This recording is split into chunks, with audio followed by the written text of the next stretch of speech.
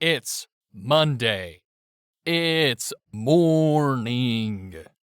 And it's macabre. Welcome to Monday Morning Macabre, where two entrepreneurs fight to the death in the Shark Tank. That's the alarm sound because the door just opened up and we both have to fight. Mr. Kevin O'Leary Wonderful will wear the skin of the loser. Mr. Wonderful skin is so smooth because it's made out of the defeated corpses. Do you have a granola bar you want to pitch him? Get that shit out of here. Dude, I swear half of the shit on Shark Tank is either a drink or a granola bar, and I'm always like, nope, get it out of my face. Yeah, it's like, oh yeah, this is vegan though, and all the sharks are like, oh dude, shit, Kevin, wear his skin. Half of the sharks, it's gonna be supple. Half and of the vegan. sharks are always like, oh, I already have 3 of those companies, I'm out. Yeah, they're like, my daughter invented that company when she was 6. Now get out of my sight. It's Monday Morning Macabre, everybody. Welcome to Monday Morning Macabre, the show where we talk about spooky, scary stuff. As you can tell, we are actually going to be pitching to Shark Tank in a few weeks. Keep an eye on the tellies, because your boys will be in the tank with Mr. Wonderful, supplying him some brand new skin. I'm going to lotion. Robert. Really going to use some exfoliant before we head in there. Yeah, I'm diving in a bath of Yoplait an hour before. I don't know. Yeah, no, you got techniques. It. Strawberry flavor. Yep. Me and Chobani are taking a dip at Lover's Creek later. Hopefully something good comes out of that. Hey guys, welcome to Monday Morning Macabre with Scones and Darcy. Another week has gone by where we've all sat back and thought, man, my life's right where I want it. I haven't made a mistake yet. Monday Morning The Macabre. way we look at life every week. That's our platitude. Platypus with attitude. Ooh, write that down. Get the sharks on the phone. What if someone went into Shark Tank and pitched like 8 ideas? Like, as soon as someone said anything negative, they're like, wait. What if we just walked in and we're like, okay, I understand that you don't love our Chobani bathtub idea, but have you thought of a new kind of Pop-Tart called Shark Rectangle? And they're like, don't like it still. And you're like, okay, Shark Rectangle's out, but don't worry. We got a platypus with attitude. He's wearing sunglasses. He's got a leather jacket. He rides a Harley, and boy, does he want to take your daughter. He's Fonzie. He's just Fonzie. Oh, shit. They're like, yeah, Fonzie's been done. And you're like, okay, I get what you're saying. Have you thought about a gumball machine that dispenses live diarrhea? Dude, I just had a great... You can. I'll tell you after. Anyway. All right, we'll talk shop after. We got some crazy ideas brewing in the lab. So thanks for coming back, guy. And if you're new to the show, the way it works is one of us brings a spooky story, topic, historical fact, true crime case, or like cryptid, and the other one has no idea anything about it, and so they kind of spill the deets. Yeah, they spill the tea. This is all about spilling tea of criminals and murderers and things. And also, if you're new to the show, you probably haven't made it this far because you're like, they're talking about diarrhea gumballs. This is not what I thought it was. That's idea number 6. Anyway, today Scones will be providing us with a electrifying spooky ookie wookie. Yes, I am the macabarista. He's the macabarista. I'm just a lonely boy out down on my luck looking for some magic beans, and Scones is going to provide those beans. Sure am. I got a nitro brew coming up. This is a listener suggestion. I don't know what that... Oh, beans. Right. Coffee, macabarista. It's all coming together. Our logo. Yeah. Yep. I thought this was The View. Fuck. I thought this was Bill Burr's podcast. Yikes. Yeah, Monday morning, right? I didn't know he had guests. I was very confused. We grew up one town next to him. We did. FYI, fun fact, if you find out where Bill Burr lives, I guess you know where we live now. Well, not now. Well, not now, but used to. Yeah, now I live on an island, so. Yeah, now I live in a very far away land that you could never find. Yeah. So this is a listener suggestion from our listener on Instagram, Megan Heffernan. Hey, Meffernon. Her handle, I think, is Dynamism _Queen. Dynamism Queen. Yes. And, yes, Queen, as they say. Oh, Megan Heffernan. If you're related to Ryan Heffernan from Massachusetts, tell him I said what's up. Otherwise, we're gonna talk about. If you're related to that talking horse Ed, tell him I say what's up. Because that would be crazy, too. Or Heffernan, which I believe was the last name of the family on King of Queens. Yes, or the guy in... Doug Heffernan, I think. In what is it, Drunk Lizard? Is that the name of the sketch group? I don't think it's Drunk but the guys Lizard. who do... The guys it's not who, Drunk Lizard, it's... The guys who do, Beer Fest and everything. Super Troopers and all that. Something Lizard. One of them's the last name, I believe, is Heffernan. Anyway, guys. Anyways. Enough about me. So listen. You may know us from such podcasts topics as the Diatlov Pass incident. And this is like kind of the sequel, the direct-to-DVD sequel of the Diatlov Pass incident trilogy. Whoa. Today we're talking about intrigued. the Khamar Daban incident. Khamar Daban. Band, play Come On, Eileen. Alexa, play Khamar Daban. Khamar Daban. Also, it's a Diatlov Pass incident, yeah. We're gonna find out what happened, and later we're gonna kiss on the lips. Do the whole song, they ask. Also, a lot of you guys don't know this, but I've just been... Scones, this is done by one person. I've just been reading my Twitter bio, and this has been the entire time. Now we start the podcast.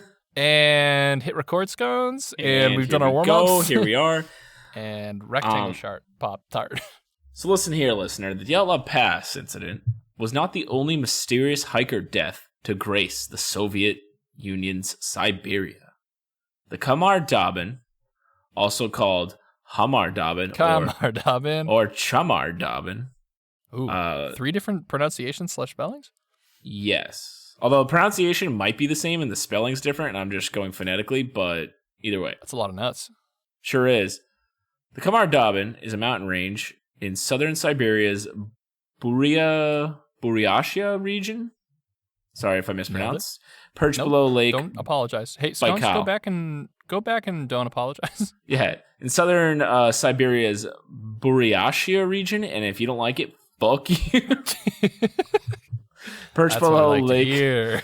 Perched below Lake. Now we can go either way if we want to be apologetic or overly confident. Mm-hmm. That's how we take every podcast. We do an entire show. Very apologetic. Yeah, we do it both ways. See how the ratings come back, and then we make future decisions based on it. This is also an article from Medium.com by Natasha Mullins. Its rugged scenery has made a popular tourist hiking spot, but in 1993, 6 of those tourists would not make it out of the mountains alive. Because they were too busy jamming out to Smash Mouth. That's the year that brought you Scones. Scones. And just Scones. No, I believe Terminator 2 as well. Oh, well, 94 brought us Darce and The Matrix. Nope, that was 99. Yep. Oh, I think yours was... Oh, no. 93 was like one of the dopest years ever for movies, by the way. All right. It was. Get off your high horse. Dazed and Confused, Jurassic Park. I'm pretty sure Forrest Gump might have been 94. Forrest Gump was 1948.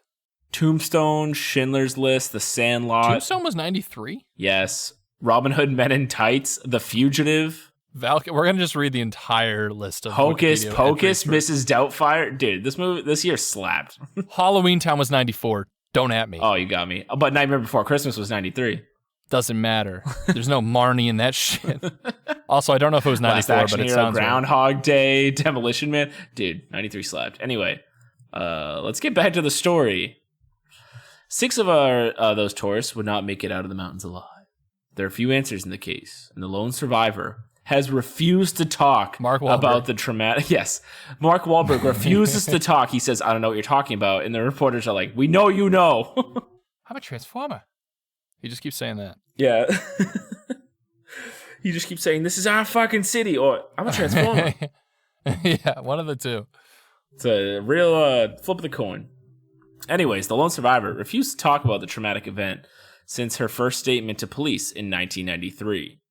There are so many pieces to the puzzle that is Buratia's Diatlov Pass, many of which may not even be relevant or trustworthy. Now let's get down to it. Yeah, let's get down to what happened, all right? Start wiggling. Let's start wiggling. Listen, are you wiggling? Hey, you guys, I'm wiggling. My knees are going, baby. 41-year-old Lyudmila Sporty Korovina was an experienced hiking instructor and survivalist. Dude, these all sound like the same people who got lost in Diatlov. Yep. The names again, same part of the world.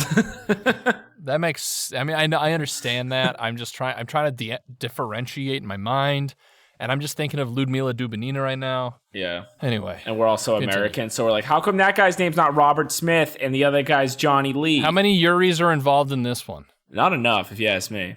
Hey, preach, sister. I said that before.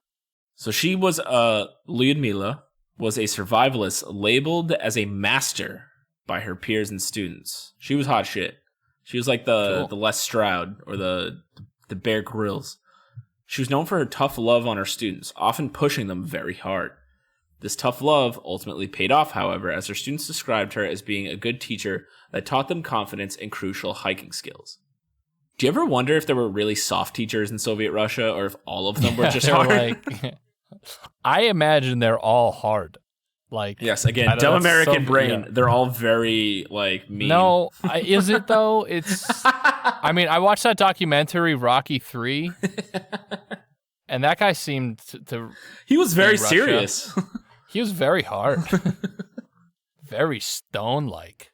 In the summer of 1993, Lyudmila had planned a hike with 6 of her students to the Khamar Daban mountain range. She was very experienced in the area, which was a popular tourist spot and considered a very safe place to hike, especially during the summer.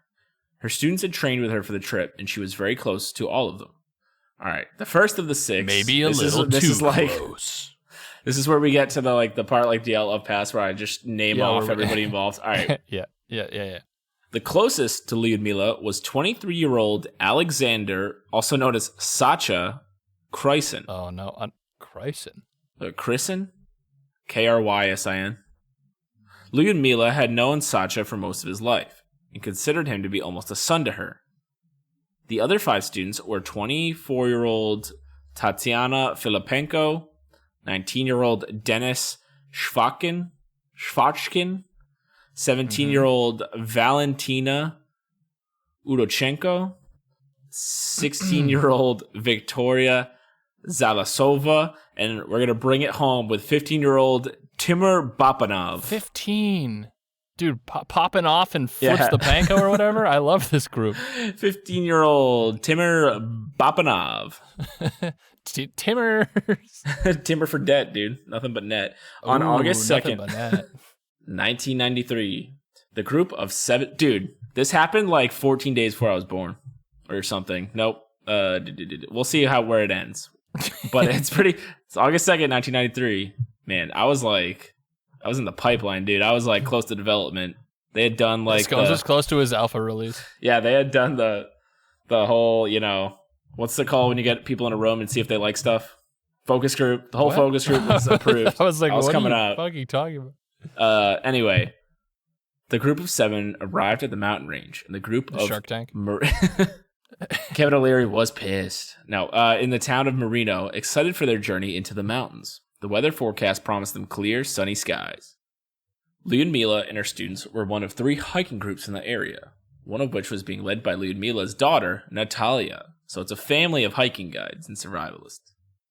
Their 2 groups had plans to meet up on August 5th. Again, we're getting closer to when I was born, when their hiking routes would cross paths. All of 6 students were ready to begin their hike, as this was their chance to prove themselves experienced hikers. So we got a lot of young people looking to impress. Yeah, it turns out it takes 6 souls to create a scones. Ayo, this was a journey.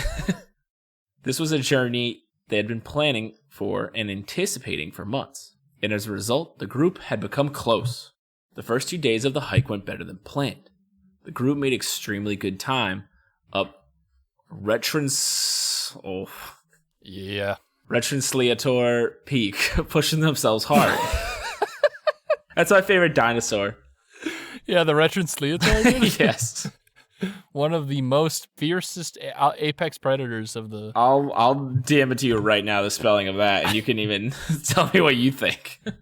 That's his retranslator, bro. Easy. Retranslator. Interior crocodile. Retranslator. By August 4th, however, as they were beginning their descent The weather forecast proved to be wrong, and they were hit with a rainstorm. With the hikers' supplies completely soaked, their journey was slowed down by the added weight. Since the hikers were exhausted, Lyudmila decided to camp out hastily in an exposed location, despite there being tree cover not that far away. This lady sounds dumb and bad at her job. The group was unable to build a fire that night, but they were still in good spirits. The next morning, an attempt at fire building was successful, and they ate breakfast together before heading out for the day. They planned to meet up with Natalia and expected to be able to do so given how quickly they had made their way up the mountain the previous day. Later that day, Natalia and her group made it to the meeting spot, but her mother never showed up. The group moved on, and she was not worried about her mother, assuming that the bad weather had put her back. Unfortunately, what had set the group back was much worse than she could ever imagine. On August 10th, guys, we're getting close. Oh boy. Getting close to the drop of scones. A group of kayakers on the trail noticed something in the tree line as they were paddling down a river at the base of the Khamar Daban mountains. A lone girl was standing and looking at them. Ooh. The kayakers got out of their boats, and when they approached her, some sources claimed she was covered in dried blood. What the fuck? The girl became hysterical, trying to tell the kayakers her story. Eventually, telling them sick jokes. Spitting the hottest bars they had ever heard. No. Eventually, she identified herself as Valentina Udachenko and said that she had been hiking with 6 other people. Horrified, the kayakers took Valia to the nearest police station where a report was filed. However, it wasn't until years later that she was slowly able to tell the story of what happened to the other 6. But it was both perplexing and terrifying. According to Valia, the group set off down the mountain after eating breakfast that morning. But after only a few minutes, the first disaster struck. Sacha, so that's the guy who the instructor was very close to, who was at the back of the group, began to scream. When everyone turned, they saw he was bleeding from both his eyes and his ears and frothing at the mouth. What the fuck? He fell to the ground convulsing and then went still. Lyudmila, who is recording these incidents? Valia is telling the story. The lone survivor. Okay. Mark Wahlberg. Oh, yeah. It's a transformer. Yeah, right. Okay. Right. Lyudmila ran to him and ordered the rest of the group to continue on. She was extremely distraught, trying in vain to get Sacha to gain consciousness. The remaining group did not get far before they heard Lyudmila cry out. As they turned and ran to her, they saw she was having the same symptoms as Sacha. Her eyes and her nose were pouring blood, and she was frothing at the mouth. She convulsed and then collapsed on top of Sacha. Tatiana, who had arrived at Lyudmila first, was the next to collapse, grabbing her throat as though she could not breathe at all. She slowly crawled over to a nearby rock and bashed her head against it until she went limp. Jesus. Victoria and Timur both ran while Dennis hid behind a rock. Valia stood unable to move, having just watched 3 of her closest friends seemingly die within only a few minutes. Both Victoria and Timur collapsed while running and died in a similar manner, throwing up blood and clawing at their own throats, tearing off their clothes as they convulsed. Realizing they were the only ones left, Valia and Dennis ran to each other and hurried away from the site of their friend's death. It would not be long, however, that Dennis collapsed convulsing. Scared for her life, Valentina ran and left her friends behind. She only had a tent and the clothes on her back for supplies. Yikes. Valia ran down the mountain until she was certain she was far away from the tragedy she had just witnessed. Under adequate tree cover, she set up a tent for the night and fell asleep. When she woke up and realized she was still alive, Valia knew immediately that she would need supplies if she was going to survive alone in the wilderness. The problem was that she'd have to return to the site of her friends' deaths to retrieve them. Knowing she had no other choice, Valia made the trek back up the mountain, retracing her steps. When she reached the site, she saw that none of them had moved from the spots where they'd fallen. Knowing they were all dead, Valia quickly took the supplies she needed from their bodies and left, following power lines down the mountain. For 4 days, she followed the power lines down the mountain, hoping someone would find her, until she found a river and began to follow it. By the end of her 4th day, she was found by the kayakers and brought to safety. Despite the report to police, no official search was conducted until the 24th of August. Ooh, I was born. I was out. Oh, baby. Big day. Since Valentina had not been able to recount her version of events yet, it took 2 days to find the bodies using helicopters. An autopsy report concluded that they had all died of hypothermia except for Lyudmila, who had suffered a heart attack. They all had signs of bruised lungs and protein deficiency due to malnutrition and was listed as Nope, let me read that again. They had all signs of bruised lungs and protein deficiency due to malnutrition and was listed as a contributing factor to their deaths. The deaths were ultimately ruled to be accidental. Compared to the testimony of Valia, this ruling is strange and essential to many of the theories of what actually happened. So, Darce, I'm going to get into the theories, but first, I want to hear what you think happened. Thinking back to the Diatlov stuff, it makes me go, was there a chemical weapon attack? But then that doesn't explain how she was, totally fine. I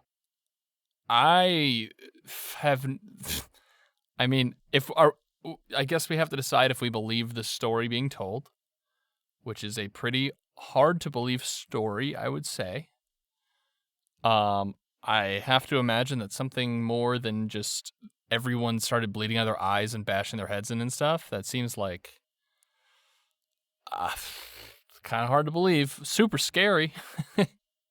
Yes. But, how do we know this lady just didn't kill 5 other people and then just, she could have. I don't know, man. I'm skeptical of her story. Also, the facts you do know are from the Soviet government, so... Yeah, that's a good point. So, super trustworthy people over there love those guys. Honest Abes, those guys. Honest Abes, they love it. They love being called that. Yeah, they do. All right, let's get into the theories. Okay, so the mysterious nature of this incident has rightfully caused many theories to be put forward. As with any strange event, theories range from aliens and supernatural to actual scientifically valid explanations. The article I'm reading from, everybody, has decided to feature 5 theories that seem to make the most sense scientifically and circumstantially. Theories all have strengths and weaknesses, and no one in particular fully explains the incident. Theory number 1.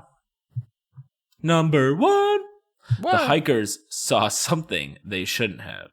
So this is what you were Classic. alluding to, Dars. Yeah. This theory proposes that perhaps the hikers walked in on some sort of Russian military experiment in the mountains and were killed for what they saw. The deaths were subsequently covered up by the police and medical examiner. It's true that the group had deviated from the usual route through the region, so it's possible that this change of plans led them to a group of experimenters that weren't prepared for visitors. Despite this, there are 2 main problems with this theory: the locations the hikers died in and Valentina's survival. The Khamar Daban mountains are a very public area with multiple groups of tourists traveling through it at any given time. Siberia has many opportunities for secrecy, so it would be strange for a top secret experiment to be taking place in a public location during tourist season.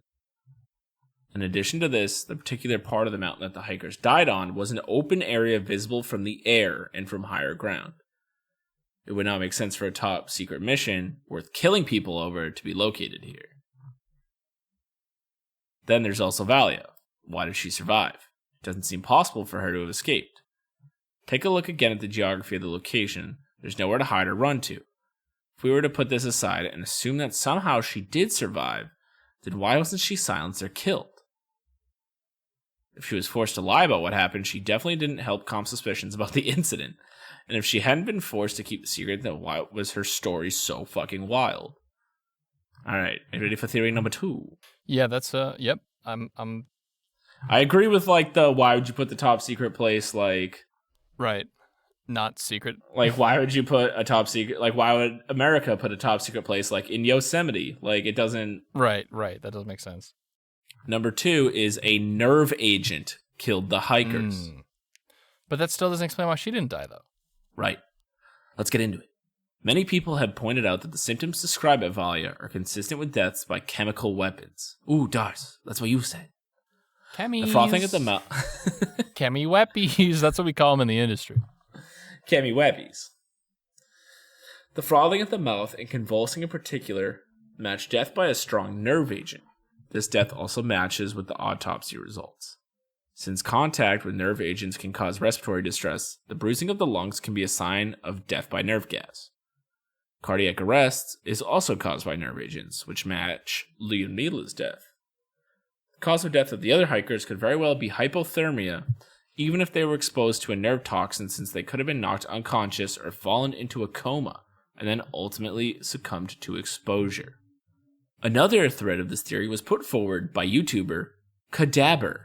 Shout out to YouTuber Kadaber. All right, we got some strong primary sources here. He proposed that the specific nerve agent that killed the hikers may have been a Novichok gas. Novichok gases are a class of nerve agents created by Soviet Russia up until 1993, the year this incident occurred. They are thought to be the deadliest nerve agents ever to exist, being 10 times more deadly than VX and 20 times more deadly than sarin. Sarin? Sarin gas, yeah. Okay. Not up to date on my nerve agents. Yeah, you should really watch 24, dude. Novichok agents were reportedly tested in areas near the Khamar Daban region. Exposure to this gas causes rapid death, similar to what the hikers reportedly experienced. So this theory is sounding kind of strong after YouTuber Kadaber came in. Thanks, Kadaber. I would have to watch the whole video to know if his sources are legit, but either way. Both the above theories have issues. Oop, let's poke holes.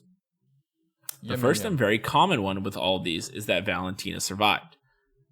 She was near most of her friends when they died, and even went back to the location without suffering a similar fate. The second is that if no one was there to release the gas, where would it even come from? So the writer of this article did a lot of research on nerve agents. Yeah. Nerve agents are soluble in water. They can take 4 months to evaporate. They are made of heavy particles that often float close to the ground. And the stronger ones can be hazardous in a location where they were used long after they were first released. The rainstorm plays a very key part in this theory.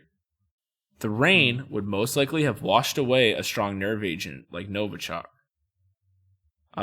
which would most likely have been tested 4 or 5 months prior in a more discreet site higher up on the mountains. As the morning sun evaporated water from the rain stores, some of the still hazardous agent went with it, but did not travel far, staying in sort of epicenters close to the ground. Sacha would get unlucky and walk over a highly contaminated spot, causing almost instant symptoms. He may have absorbed the toxin through either his skin or by breathing it in. When Lyudmila ran to get him, she was exposed to the same toxic location. Tatiana, Victoria, and Timur were the first to reach Lyudmila, but quickly ran away. This delayed their deaths slightly. Since Valia did not get close, only Victoria, who had removed herself from the epicenter of contamination, Valia was not exposed to high levels of the toxin. However, if Victoria had not bit her and Valia had bent down to the ground, she may have. Dennis was also not impacted by high levels initially, but his decision to hide and crouch down was his downfall. Small levels of toxin were floating close to the ground, and he breathed them in. He was exposed to less than the other 5, which is why his death was more delayed, but ultimately caught up to him. Russian police, suspecting the runoff from the test could be the cause of the deaths, waited to start their search in order to ensure that the agent had most likely evaporated before sending a recovery team. So that's what the author's theory of how the nerve agent would affect everyone and explain her story. Yeah. I just find it hard to believe that, like, everyone dies by a nerve agent and then this one person's fine. That seems so weird. Maybe she's resistant to nerve agents. Yeah, maybe she's a superhero. Maybe she's from Krypton. Well, next we talk about how her story wasn't accurate. Oh, okay. When someone undergoes a traumatic experience, they often misremember. Certain parts of the story could have been exaggerated by Valia, by no fault of her own. The research surrounding the inaccurate nature of eyewitness statements is extensive. It's possible that the hikers died exactly how the autopsy reported. The group succumbed to hypothermia after not being properly sheltered that night and died together on that mountain. Valia could have survived by her decision to go to the forest, a difference in clothing, or as Valia reportedly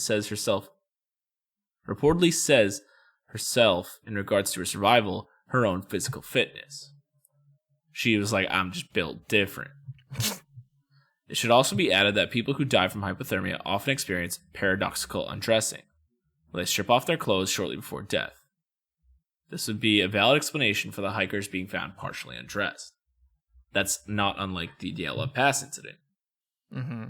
This theory cannot stand on its own, but it can be applied to other theories. There seems to be a missing piece in her testimony that doesn't match, and could have been exaggerated, but it's impossible to tell how credible it is.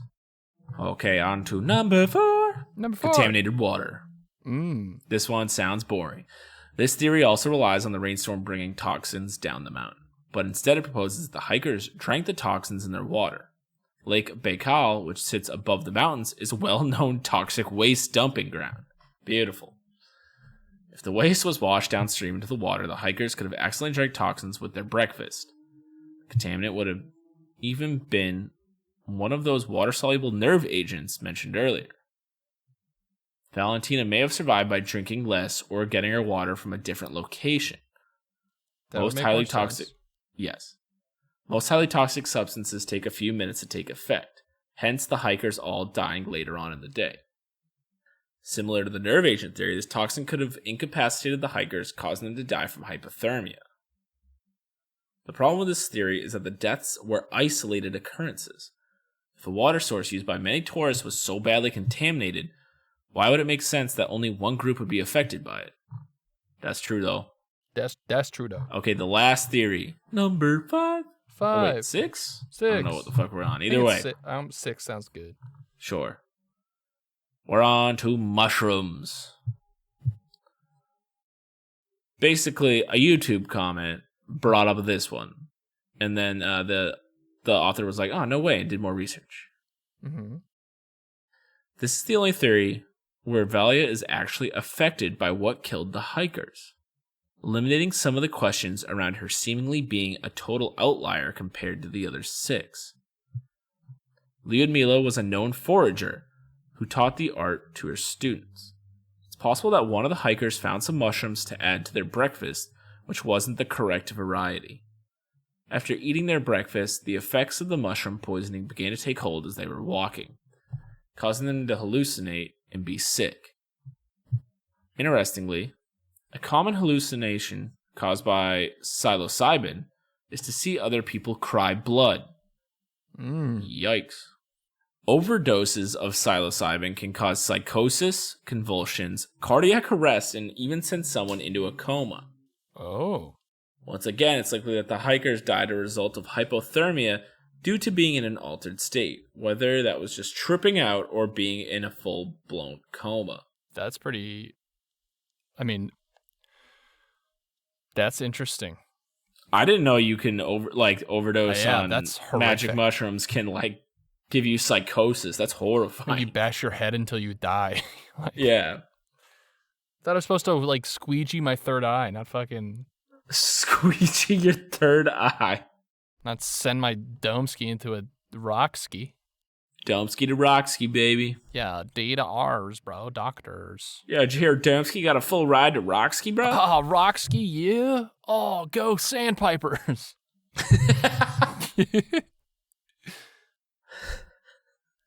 Well, I want to go to Rockski U and root for the Sandpipers. Dude, the Roxy U Sandpipers have been killing it this year in dodgeballs, cheerleading, sports, and sports.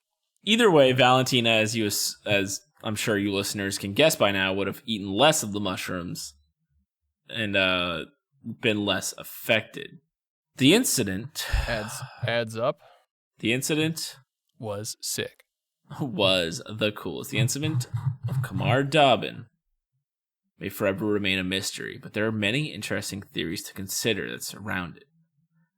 Tragically, it's likely that many of the families of the hikers will never receive closure in this case.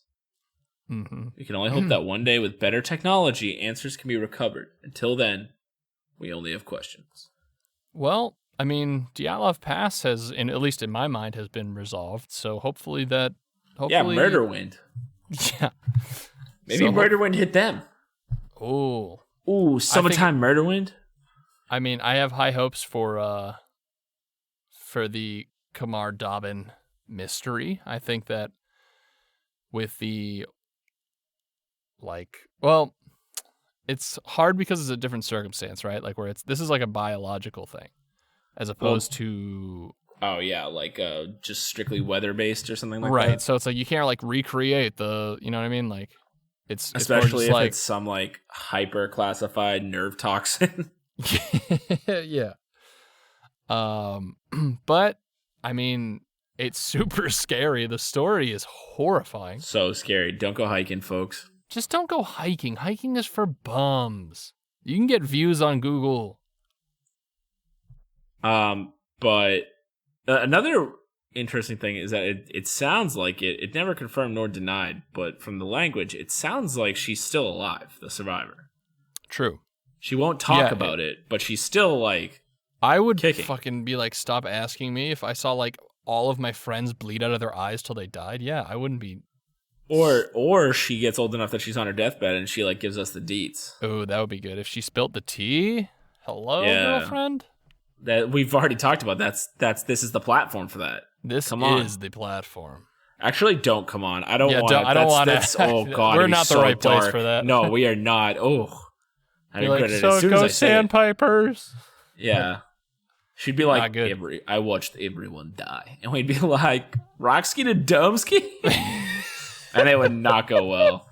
Be like, you ever met Kevin O'Leary? What's he like? You trying to get your skin?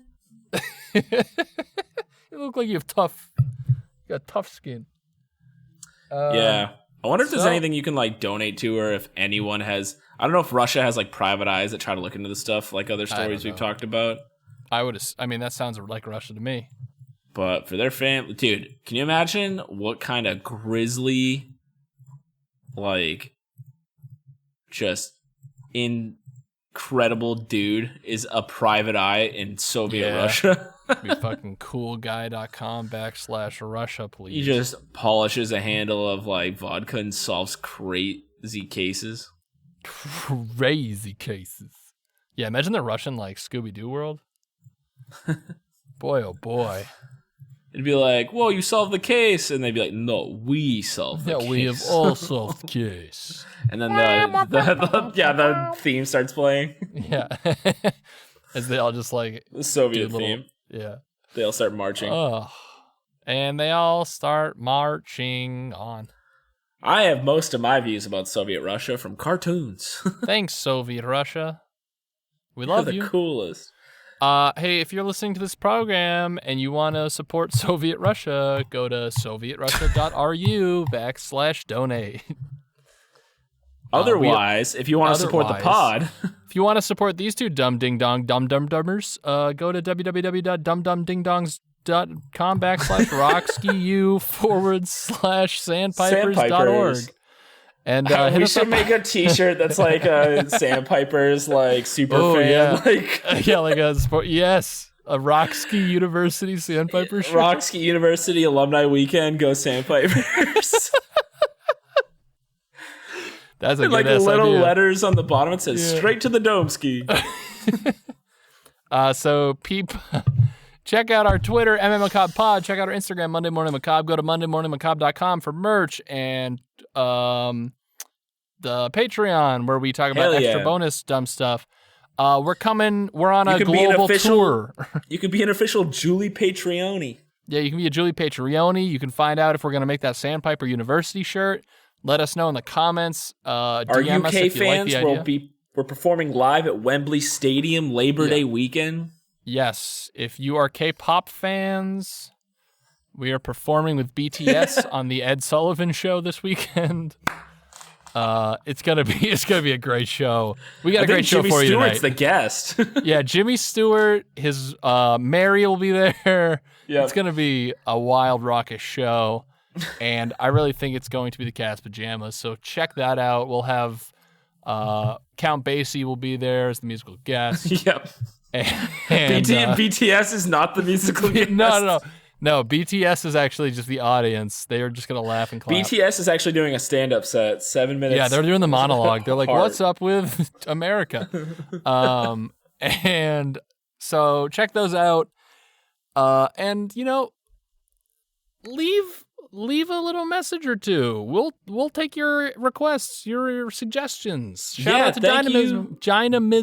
It's hard to say. Dynamism? Yes, Dynamism. Dynamism Queen for the suggestion. Megan Heffernan, thank you. Mego Hopco. Thanks for the suggestion. And guys, another week, another $1. That's what my tax lawyer says. So yep, that's what my accountant's always saying.